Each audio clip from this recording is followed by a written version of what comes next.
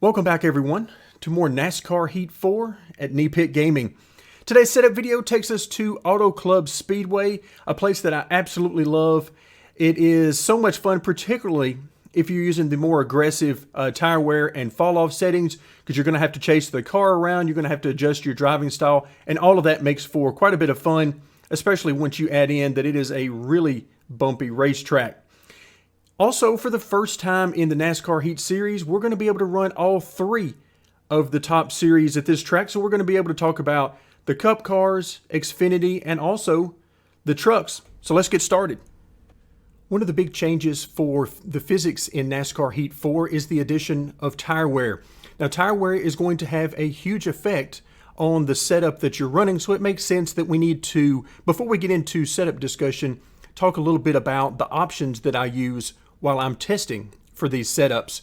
So we'll start off in the options menu under the gameplay tab, and then we're going to scroll down to tire wear and fuel consumption. Normally I do this on 2x. I don't like to go any higher because I do like long green flag runs, but I understand that some of you like to go all the way up to 4x. Player tire wear rate, I like more wear. I like maximum tire wear, so I generally test on more wear and less grip under the grip fall off. So keep that in mind. If you're playing with different settings such as less wear and more grip, then that's going to change the setup that you're going to want to use in the races. So keep that in mind as we're talking about setups. What I'll try to do in each video is let you know the particular settings, because I don't go for maximum tire wear at every track, just where I feel that it is appropriate. And also keep in mind, on the driving tab, there is a setting that you'll need to match up for the AI. So if you want maximum tire wear, then you need to have that on both the player car and the AI car. Or if you're going for less tire wear and more grip, then change that for the AI as well. Before we jump into the setup discussion, let's first talk a little bit about the track and tire wear. Tire wear at this track, I definitely prefer the most aggressive tire wear and grip fall off settings that I can use, because I really enjoy, as I do with most tracks, I really enjoy having to balance the short run versus the long run and having a car that's as good as it can be at all of the different stages of the race. So with that in mind, I am using the most aggressive settings. So what that means is if you are not using the more aggressive settings, maybe you're using less wear and more grip as your settings, then you're going to be able to add some rotation to the car and add some short run speed, simply because you're not going to have to deal with the tire wear and fall off that someone who uses more aggressive settings will have to deal with. Also, I'm really glad that we don't have to spend a lot of time in NASCAR Heat 4 talking about lap times, because the game gives you guides for both practice and qualifying as to what will get you at the front of the pack or near the front of the pack. Some tracks, these goal times might be very easy to meet and exceed. Other times you might not quite make it there, but either way, they serve as a really good guideline for where you are as far as speed on the short run and or long run as you get into the races. For Auto Club, I decided to go a little bit different route. I wanted to show you guys a couple of different ways of doing this. One is going to look very familiar to what you've seen me do at other tracks. The other one has some differences that I really wanted to show you guys and let you pick out which style of setup that you prefer. I wanted to start off with something a little bit different in the Cup car, just to show you a different look and a different feel. There are so many different ways of setting up these cars, so many different styles and ways of going about it, that I wanted to give you something a little bit different. Of course, there's going to be a lot of similarities to what you've seen me do in the past, simply because that's the feel I'm looking for, but I wanted to show you something a little bit different, a little tweak to what I've been doing.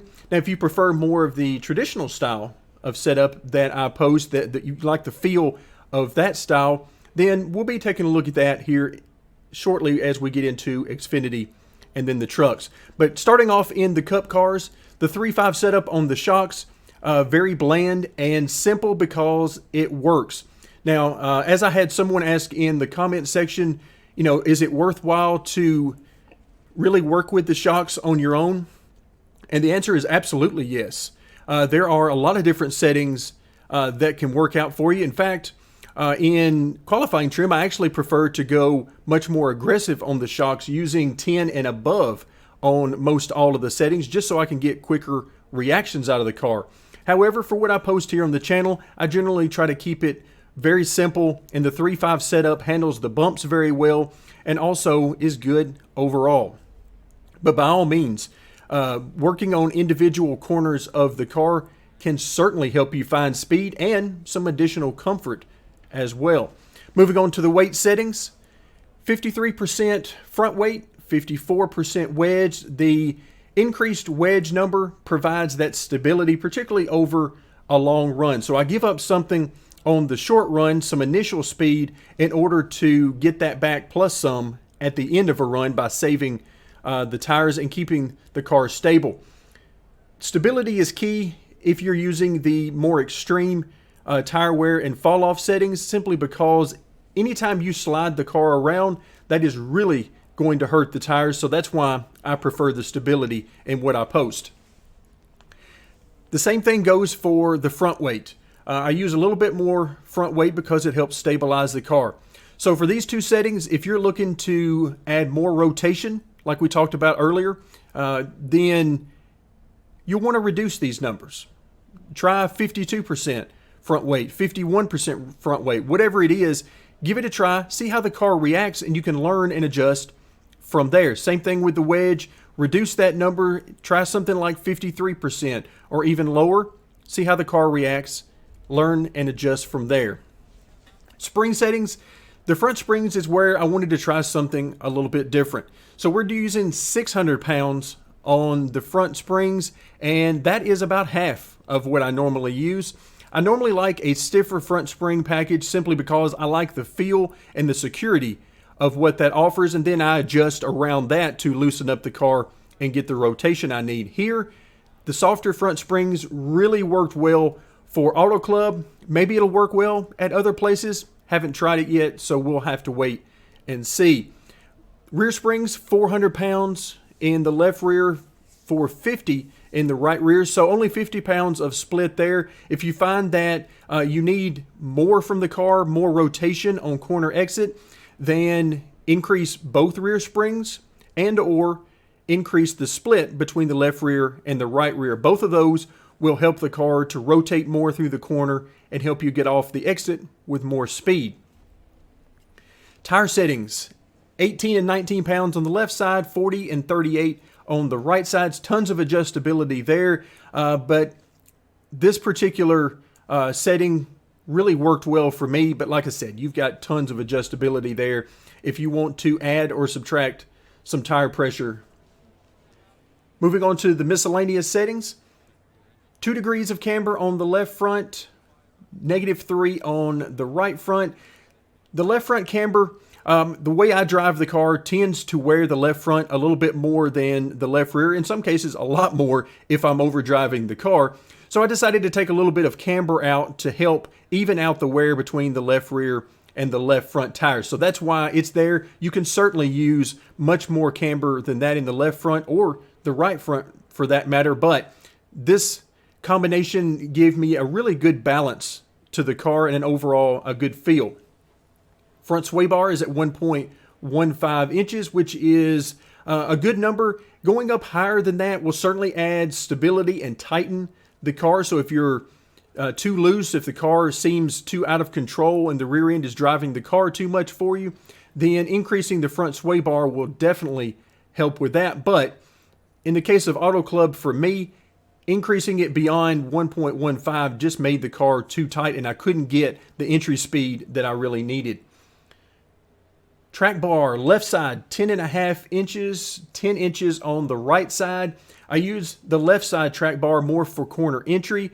So you notice I'm using a little bit higher number on the left side than the right side. And that's because I wanted a little bit of help on corner entry. I could actually increase that even more and get more speed, particularly early in the run.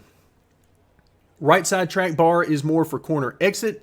And in this case, I wanted to drop that number just a little bit and could drop it even more just to get some more bite off the corner and get grip, particularly on the long run with aggressive tire wear settings. Brake bias really isn't an issue. I don't use the brakes at this particular track, except for when I'm in heavy traffic or something like that, I might need to use it. But overall, I simply use the throttle pedal to adjust how much rotation the car has rather than the brake bias. Grill tape, 50%, which seems to work well. Anywhere from 40 to 50% seems to be just fine, and it really doesn't make any difference that I can tell anyway. So as long as you're not overheating the engine, you're going to be fine there. Wheel lock is at 10 degrees. Steering offset is 0.05, which are both standard for me because they work for me.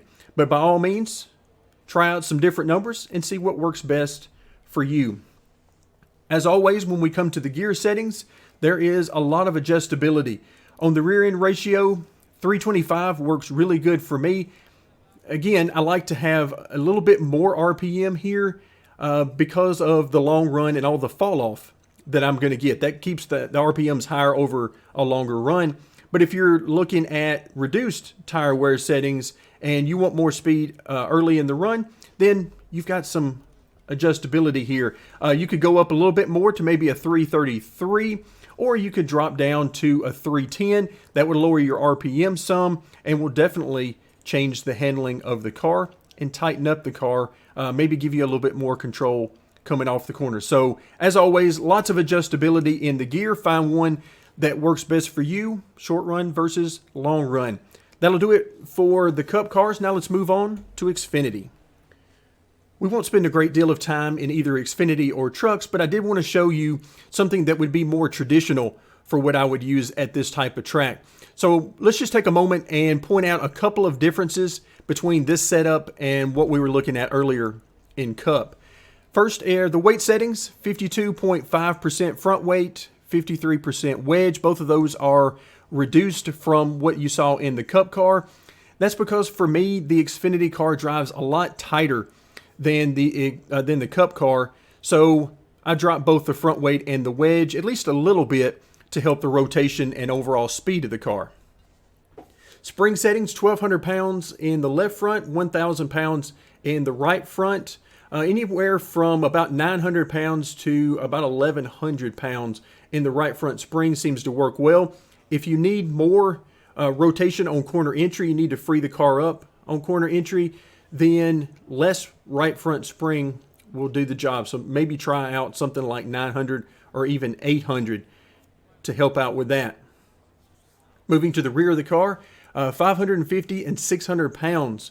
There is still the 50-pound split in the rear, but quite a bit more rear spring, and that seemed to work really good even over a long run. But if you find that with aggressive tire wear and fall off settings that you're wearing out, particularly the right rear tire, then drop the rear spring settings, and that will certainly help out with that because it'll tighten up the car and take some rotation out of the car.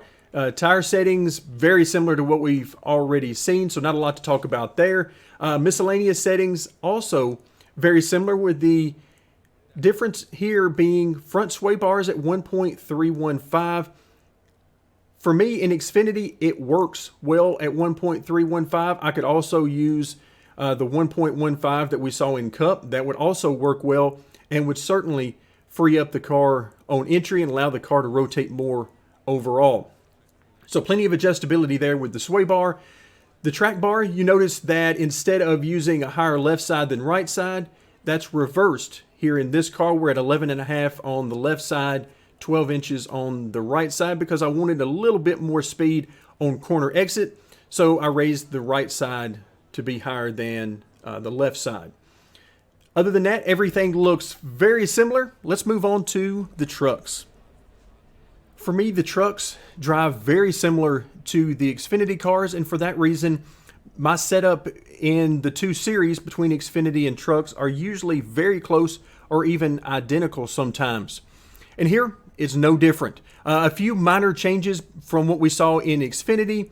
The nose weight, a little bit different there. And then coming over to the miscellaneous settings, the track bar settings, a little bit different. But other than that, it's basically the same as what I use in Xfinity and feels very much the same. So that'll do it for today. Thank you very much for joining me, and stay tuned as we will continue our support for NASCAR Heat 4.